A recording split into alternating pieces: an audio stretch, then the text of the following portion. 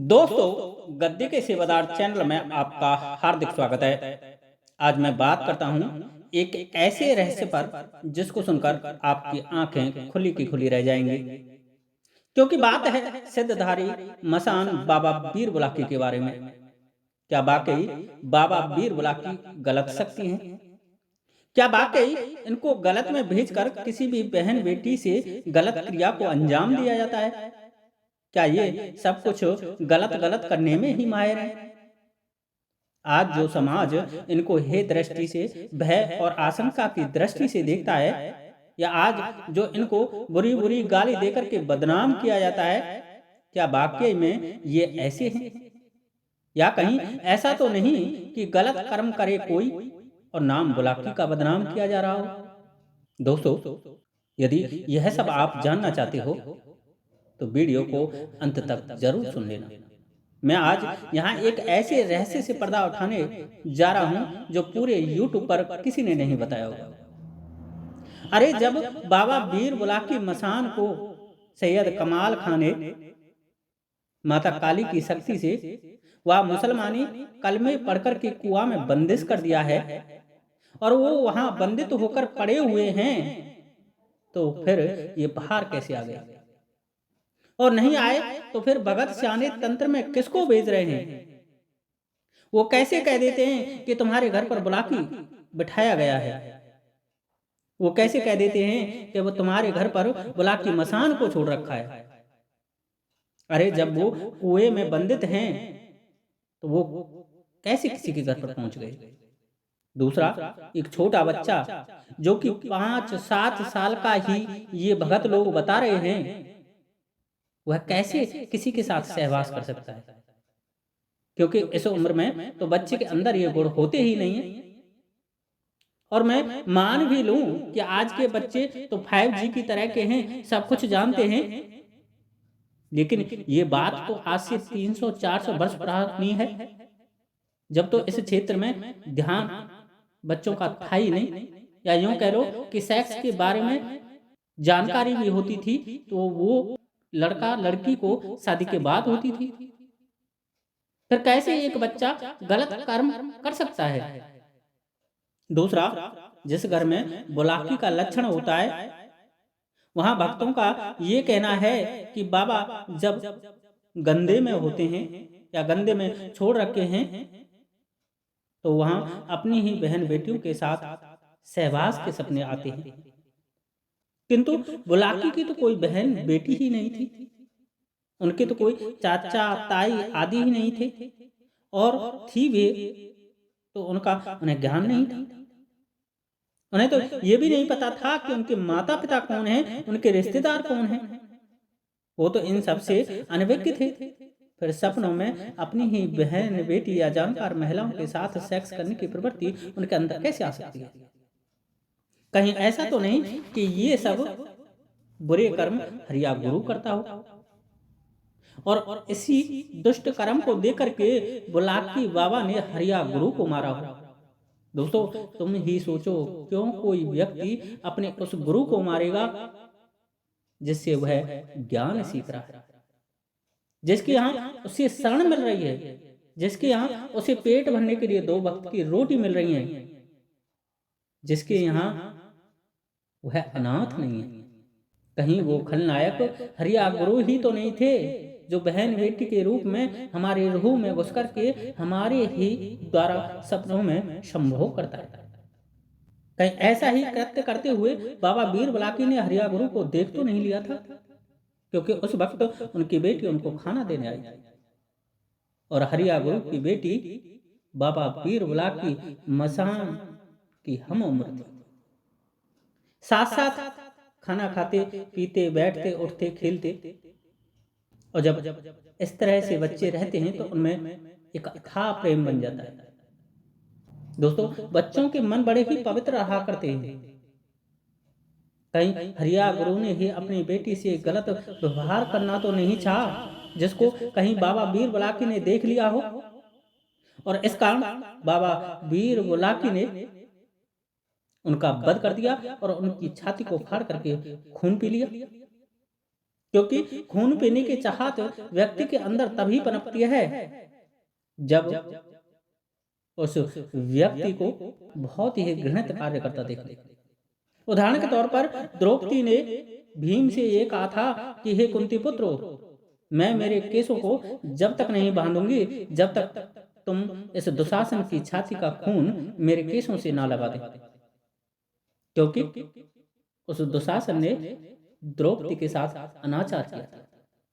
दोस्तों, व्यक्ति इतनी घृणा किसी से तभी करता है जब उसने उसका शोषण झेला, उसका अनाचार झेला हो,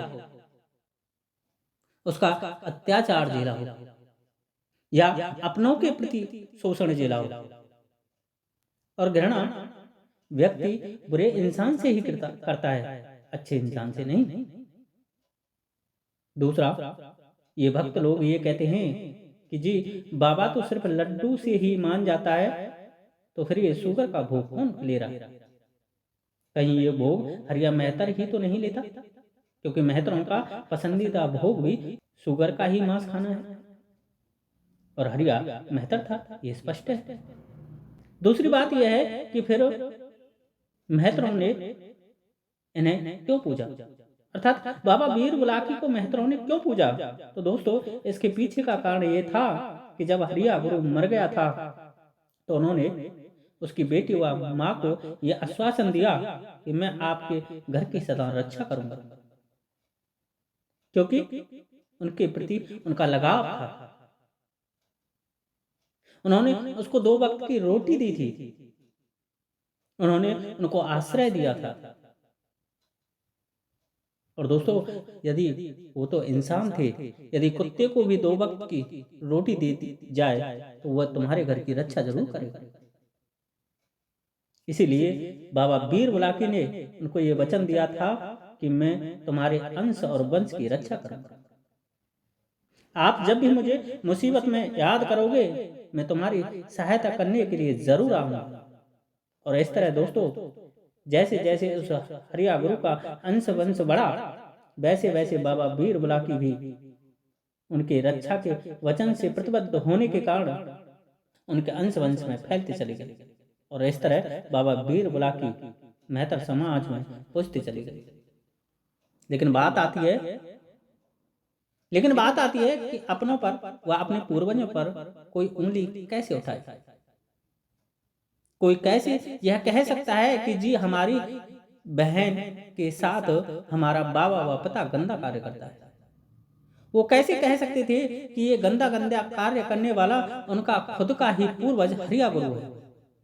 वो कैसे स्वीकार करते कि ये अय्यासी करने वाला उनका ही खबीस रूप धारण करने वाला इसकिया प्रेत हरिया गुरु है?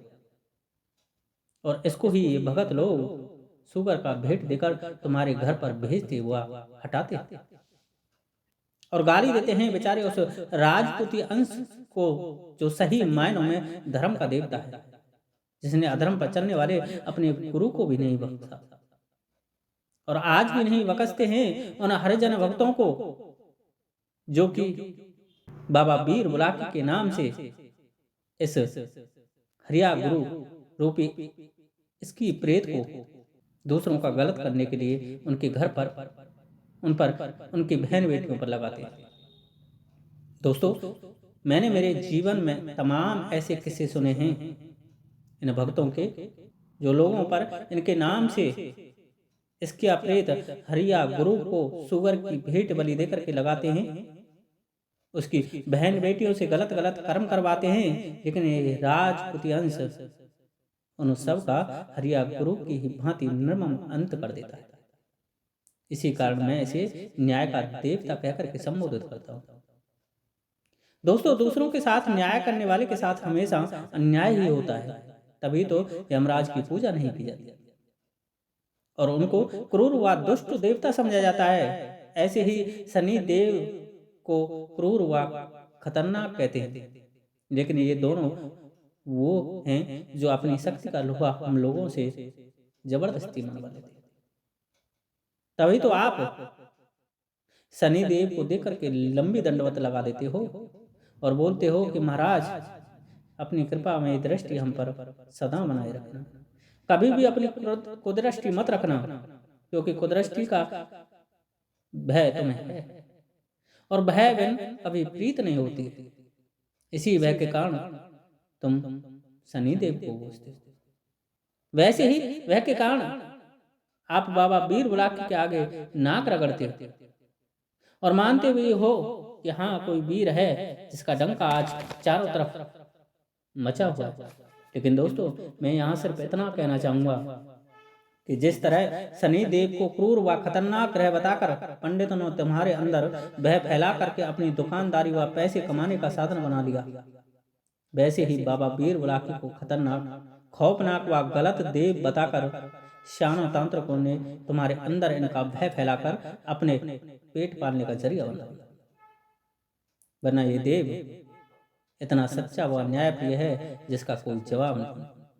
लेकिन इनके साथ तो वो वाली कहावत हो गई कि करे कोई और भरे कोई, काम गलत करे हरिया गुरु और नाम बदनाम होता है बाबा वीर। आज के लिए इतना ही। वीडियो अच्छी लगी हो तो लाइक करें, शेयर करें, कमेंट्स करें तथा ऐसी ही ज्ञानवर्धक व रहस्यमय जानकारी इन ग्रामीण तंत्र के देवताओं के बारे में यदि आप जानना चाहते हैं तो चैनल को सब्सक्राइब जरूर कर लें।